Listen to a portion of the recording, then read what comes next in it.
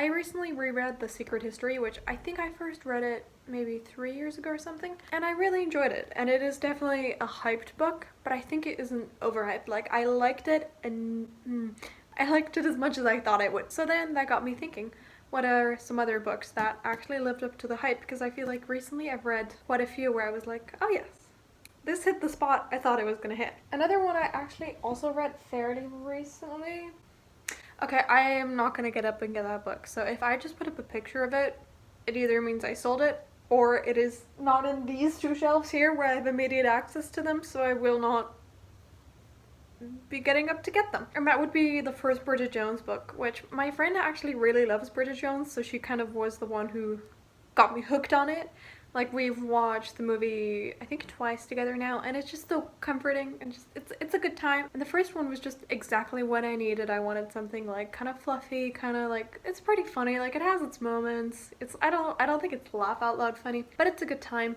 And that was just exactly what I needed. But I do have to say that the second one I'd never got through all the way to the end, because I feel like it was just one of those books where, I mean, like, spoiler alert, I guess, maybe if you actually care, but not really a spoiler. It was one of those romance books where the entire issue feels like it could be resolved by the two main characters just talking to each other, and it just got on my nerves too much. But the first one, I'm looking at it now, you just have to take my word for it. I'm gonna keep that, and I will definitely be yeah, I could definitely see myself rereading that. And another reason I wanted to make this video is because right now I'm actually reading, I didn't bring it, I don't know where it is. Oh, there it is. The Diviners. Yeah. Which is one of those series where I feel like I heard about it on BookTube all the time, and I never knew what it was about, just that people liked it, and I'm only 100 pages in, and I feel like, again, I'm enjoying it as much as I thought I would, in a good way. I feel like the character is like a little bit, I don't know, I think she's trying a little bit hard for the character to be like, oh, she's so cool and she does not care. But I think it has a lot of potential, but I could also see it going south really, really quickly. Like, I don't know if I could read all 4 books, but I'll let you know if I like it or not. I say that as if anyone actually cares. Like, I think 98% of my views come from people who aren't subscribed, so just like random people watching me like fuck up my hair, so. I finished the first book and I quite enjoyed it, even though there were some parts I just skimmed. But then I read the second book and, like, I didn't have to pay for it, so I was also skimming a lot of those parts just because I didn't care as much. And then the third book, there was even more skimming. And then I just never, like, I'm never gonna read the fourth one. But yeah, like, it did have a lot of potential. I just didn't care about any of the occult stuff that was in it. I don't know, I just thought that was really boring and not very threatening. And also, my pet peeve in books is always dreams. I really don't care about anything the character dreams. I always skip that. So the second book being so much about dreams made it really a little bit difficult. And also, spoilers, but no spoilers, there's like a pretend romance in it, and normally I think that's a really fun trope. And I just wish the author had gone really hard on it, but she didn't. It was really quite, like, watered down. Another recent read is The Seven Husbands of Evelyn Hugo, which I also heard about on BookTube, but this actually came out in like 2017, so it's more recent, so I hadn't heard that much, but I'd heard some. And I don't think it would hold up in the reread. I could definitely see myself selling this book or giving it to a friend or something. But I think while I was reading it, I really enjoyed it. Like, it was very easy to get through, it was interesting enough, but again, like, some books are good, but they just don't have that rereadability. Like, I'm trying to think of an example.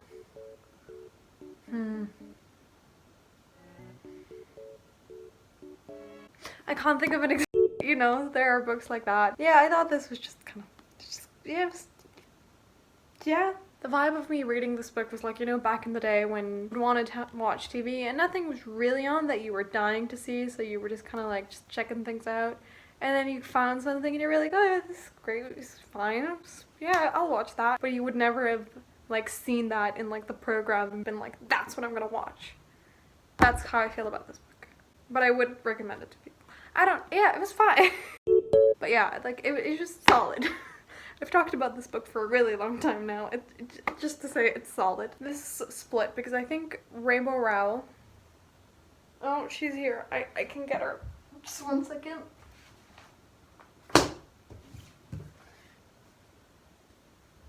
Okay, so I think Fangirl lived up to the hype. I think I've talked about how much I like Fangirl. But again, none of you are subscribed, so whatever. And I also think Carry On lived up to the hype. And I haven't talked about Carry On, but weirdly, I always skipped the Simon Snow chapters while I was reading this book because I was like, I just don't care about this. So I don't even know why I picked up Carry On. I guess because it was so hyped. And I actually really, really liked it. Oh, honestly, I should reread this. Yeah, I just have nothing bad to say about these two. I think Landline, it just wasn't the right age group for me, but I also don't think that one was overhyped. But yeah, it's just a bit weird to think about me at like 14 reading about like this marriage that's falling apart.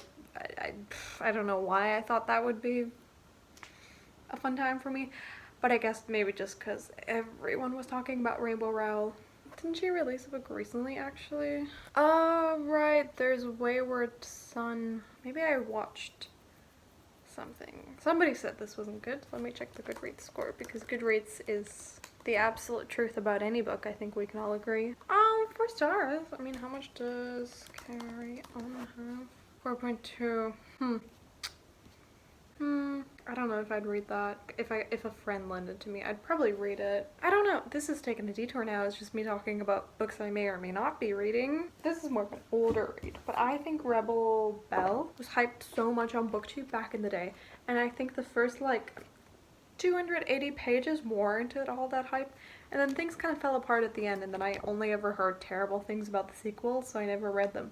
But it just makes me a little bit sad because I feel like the story did have a lot of potential, and I have good memories reading it. And I definitely wouldn't say that these are generally overhyped books, but I've read some Anne Rule recently. Like, I've read some reviews that she's like the best true crime writer in the US. Or I think she's definitely one of the most well-known ones. And The Stranger Beside Me about Ted Bundy. I kind of hate that this copy has his actual face on it. Like, you just know Ted Bundy would get off to people talking about him having books of him and like his face everywhere, so I actually keep this on my shelf like this because I don't want to engage. This one definitely, like, it had me hooked. This one is really interesting, even though I already knew quite a bit about like what Ted Bundy did, but I feel like I think the reason Anne Rule writes so well is because there is a definite awareness of the victims, and there's absolutely no glorifying the actual killers, and it focuses more on the process of getting someone convicted and like all the law stuff,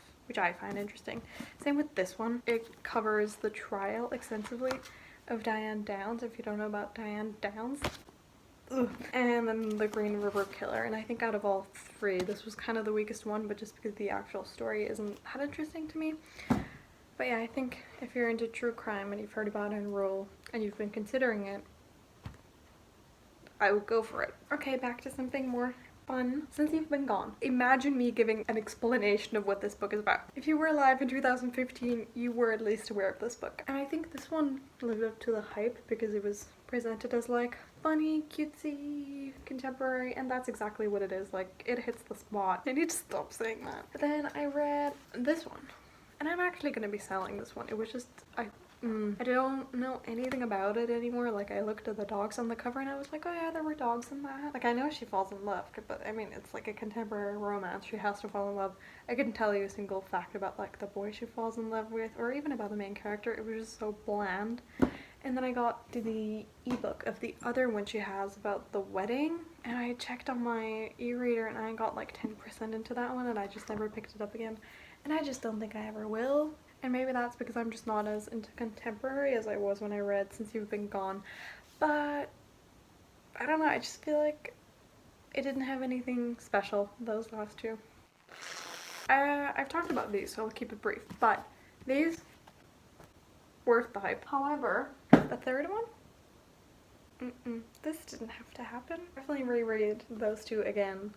But I think I just would ignore this one. I just don't really have any fond memories of it. It's one of those books where I look at it and I'm like, what was the point? If you know the answer, please let me know. And this brings me to the second part of this video, where I want to get to what is probably actually more fun, which is to talk about some books that were overhyped. I think this is hard. I just don't know if it would hold up in the reread. I liked it at the time, but maybe we all just got carried away here. And I think same goes for all the other John Green books except for Turtles All the Way Down. I do actually think that one is good, even though it's been many years since I've read it. And maybe Paper Towns I think could be a good time, but I didn't even like An Abundance of Catherines when I read it. I think Looking for Alaska, it was a cultural phenomenon. It was just very 2012. It was just a particular moment in time where that was what we were doing, and I think we moved on. And I think that might be for the best. And there's another one. Whichever ones are on the screen, those are the ones where even when I read them back in like 2012 or whenever, where I was like, this is not it, chief. But I also don't think anyone really talks about those as much. But I think John Green in general, maybe overhyped, but still good. It's just there was so much hype that was not fully warranted. I don't know, I feel like with some of the books that were big in like 2013, only now we're coming out of this like dazed state where it was like we must all read like the same 15 books. And I think that's a little bit less intense now. Kind of in the same vein of like overhyped contemporaries, when Dimple Met Rishi, everyone was talking about this book. I think the representation was great. Like, I am as white as the actual wall behind me. I'm really not the person to talk about this, but I think this book did some important things. I just think it was just the plot and the characters. There was nothing magical. There was nothing special in it. Like, I feel like with a contemporary, you want there to be something that makes you go like, and it just didn't have that spark. Yeah. Truthwitch. I've talked about this book, but I feel like I need to talk about why it was so overhyped again. I've realized in hindsight that there was like a whole like cultish situation going on where like Susan Dennard and Sarah J Maas and like Kendare Blake and like all of those YA authors writing like badass female characters, they were all like friends, and like Leigh Bardugo, I feel like she was in it too, and they would always like shout each other out in their books, and most of them did quite well, but then Susan Dennard was the one sort of lagging behind. Maybe I'm being really rude here. This is just how I've made it up in my tiny little pea brain. Like, I feel like Truthwitch was just really trying to be one of those series, but it wasn't, and it was just so forgettable. Like, I know there's a lesbian romance, maybe, and I know that there's something with strings, but I couldn't tell you anything about the characters, let alone plot, and is Truthwitch anyone's favorite series? If you've read Truthwitch or the other books, please, we need to have a conversation. Like, who are you? Similarly, The Kiss of Deception. I own that book. Has anyone read that whole series? What is that about? I remember nothing. I remember like maybe a pond. And to be fair, it's been a couple of years, but I feel like in general, I at least remember like the feeling it gave me, or where I was, or how it impacted me. I don't know, something. This book, nothing. It's like it's like that to me in a book. And then the absolute, I think, pinnacle of overhyped books was Ready Player One. I don't even want to talk about it. It just was so awful. I feel like all the pop culture references were supposed to be fun, and maybe it's just because I didn't grow up in the 80s. But I think even if you had grown up in the 80s, it was just too much. It was just such a downer. Just start to finish, it was just not fun. And I don't remember the writing being very good. I don't think there was like a very strong, unique, like political, social message or anything. Like, I feel like it was just, yeah, I just read that book and felt terrible, but for no reason. Can't believe that anyone turned that into a movie. Like, I mean, I guess the concept is cool. Like, I see how it would be a good pitch, but then to actually read that book and be like, more of this. Yes.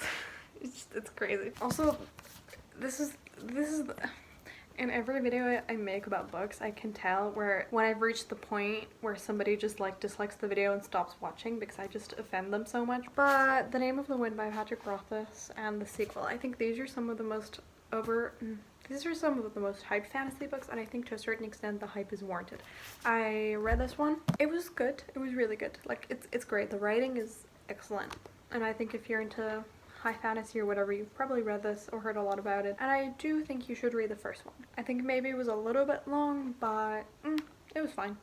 Like, I had a good time. I definitely had some issues with the lack of female characters in it. It's been a long time since I've read it, don't quote me on this, but I just felt like in general women were more like objectified, if they did exist at all. Like, there really was only the romantic interest that he was fixated on, and that was about it as far as I remember. And women just didn't really have any agency of their own. But I was like, oh, whatever. And I was told it would get better in the second book. And there is a female friend he has, either in, or like, there's another cool female character in, I think she's introduced in this one. So we were off to a pretty good start, and I'm just gonna spoil it. But then the main character goes into the forest and he meets this nymph fairy creature, and then for, I think it was over 100 pages, where it was just about him like shaming in the forest, and it was just like how he's just such a good lover now, and he's just so like sensual, and he comes back and all the girls were like, ooh, or something like that. And so yeah, this book is over 1,000 pages. Yeah, it's like 1,100. So I probably skipped at least 300 of those and then just kept reading the end, and I'd missed nothing. I just feel like that was a really unnecessary detour. And I think that's just kind of the issue with when these fantasy books get so long. I feel like the author just got a little bit carried away with it, and because this one was such a success, I feel like maybe no one put their foot down and was like, hey, maybe less of like the weird nymph creature and shame in the forest. Will the third book ever come out? And when it does, I don't know if I'd read it, because obviously I'm not going to reread these, but I don't know if I'd be able to fully appreciate the third book. And if there's more like weird portrayals of women and weird nymph shame or whatever it is, then I don't know.